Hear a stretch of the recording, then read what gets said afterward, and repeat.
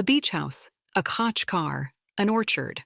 Article by Karena Avedissian, published on August 14, 2026 on EVN Report.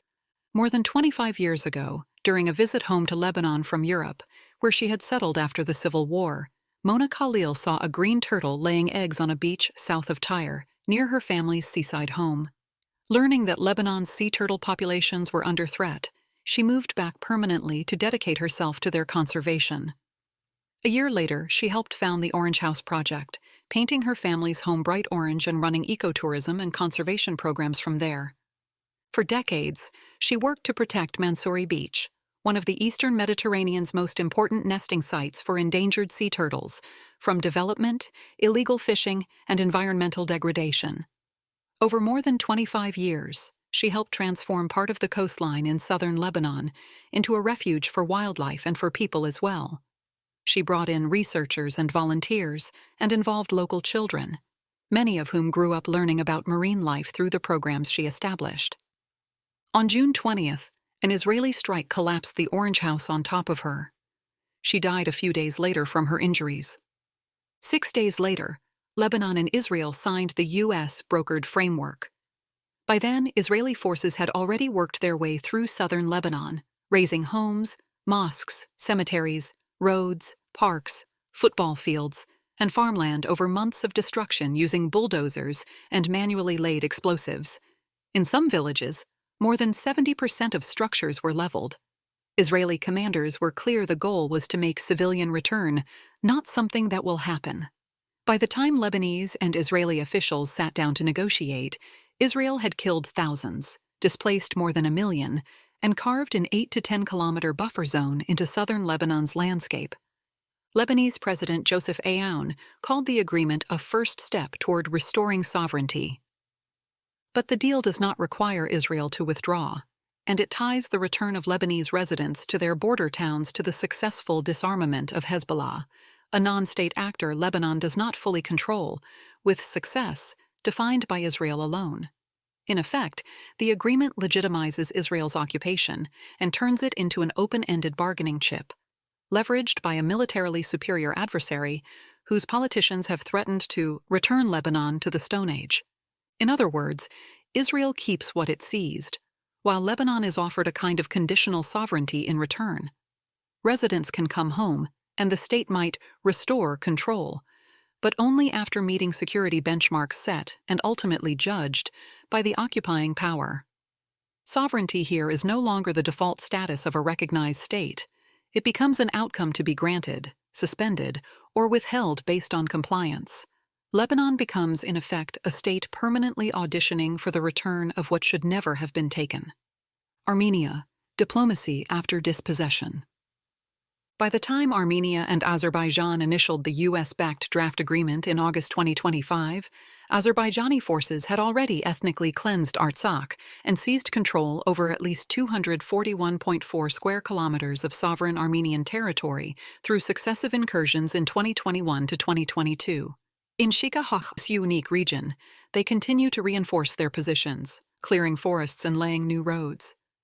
Unlike Lebanon, Armenia itself has not experienced active hostilities since 2022.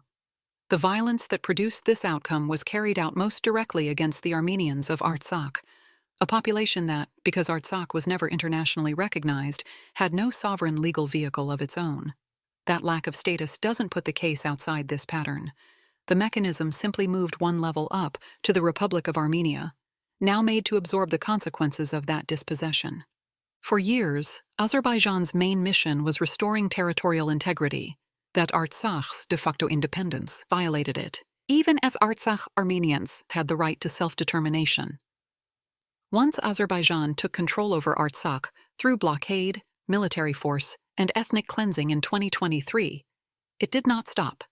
Instead, it escalated demands on Armenia, constitutional changes to remove references to Artsakh, and the withdrawal of legal claims documenting atrocities. The draft peace agreement requires no withdrawal by Azerbaijan from Armenian territories it continues to occupy. Within 1 month of ratification, however, it does require both sides to withdraw, dismiss, or settle every interstate legal claim in any forum and bar new ones. This means Armenia is required to drop its 7 interstate cases before the European Court of Human Rights, including those concerning the torture and execution of Armenian POWs. Individual applications before the court, however, would continue unaffected. Armenia would also abandon its proceedings before the International Court of Justice related to the ethnic cleansing of Artsakh. In effect, the agreement forces the weaker party to legally ratify the outcome of violence and ethnic cleansing, while success and compliance remain defined on Azerbaijan's terms. Armenia's leadership has presented these concessions as pragmatic necessities. When asked about accountability for documented torture, executions, and mass displacement, Prime Minister Pashinyan said Armenia had to escape the trap of mutual accusation, warning that pursuing justice was itself the road to reviving conflict. Even after these concessions, Azerbaijan, a militarily and economically superior adversary whose president has called Armenians dogs, and whose politicians continue to press irredentist claims over Armenian territory, has gone beyond the terms of the initial draft agreement by introducing the new demand that Armenia amend its constitution, a requirement absent from the negotiated text but later elevated into a condition for signing under threat of renewed war. In other words, the initialed peace agreement's structure produces an effect where it will be difficult to reverse Azerbaijan's seizure of Armenian territory by force, while requiring Armenia not only to accept a form of conditional sovereignty, but to actively dismantle its own legal and historical case against the violence and dispossession. In this sense, diplomacy risks becoming an instrument that recasts justice and accountability as obstacles to peace. Iraqi Kurdistan's routinization of Turkish control. The Kurdistan region of Iraq, KRI, illustrates this logic at an earlier phase, the routinization of a foreign military presence before any formal agreement. Turkey has established de facto control over more than 2,000 square kilometers of Iraqi Kurdistan through a network of more than 130 military bases and operations, an ongoing cross-border securitization of the Kurdish communities there. Turkish forces routinely burn farmland, destroy orchards, and restrict access to water sources and prevent displaced villagers from returning. As recently as June 2026, residents of around 21 villages near Zakho were turned back at Turkish military checkpoints inside Iraq, despite approval by local officials. The 2024 Turkey-Iraq Memorandum on Jointly Countering the PKK, presented as security cooperation, provides political cover for this open-ended presence. The Kurdistan Regional Government's ruling KDP, aligned with Ankara for its own economic and political reasons, has actively helped normalize the Turkish military footprint.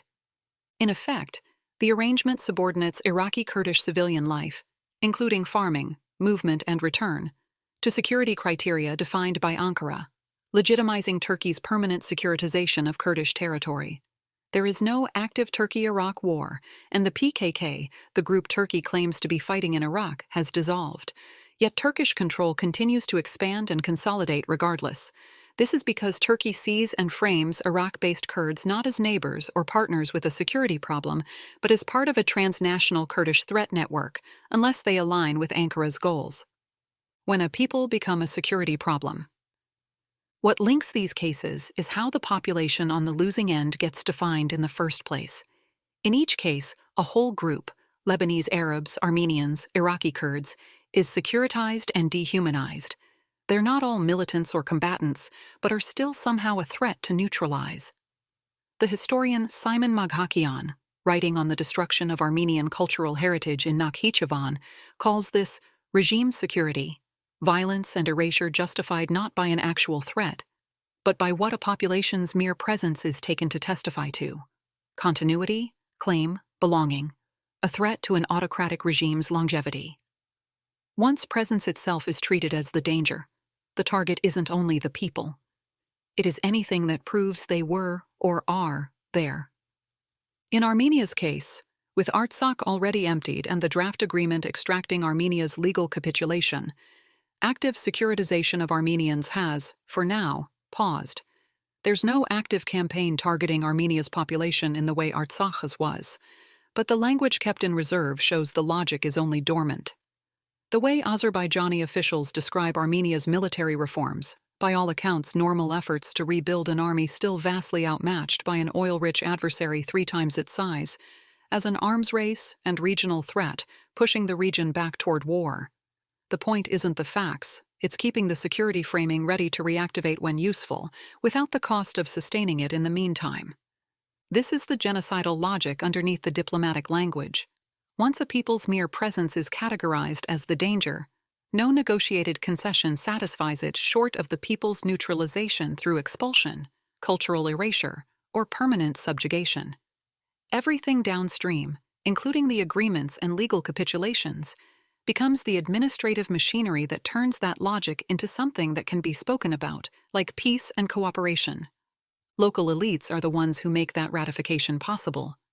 They provide the narratives that stabilize these unequal arrangements, and while their position is unenviable, in each case, they have too often gone beyond managing necessity to legitimizing it, even as they're praised for their political maturity, especially by international partners backing the process.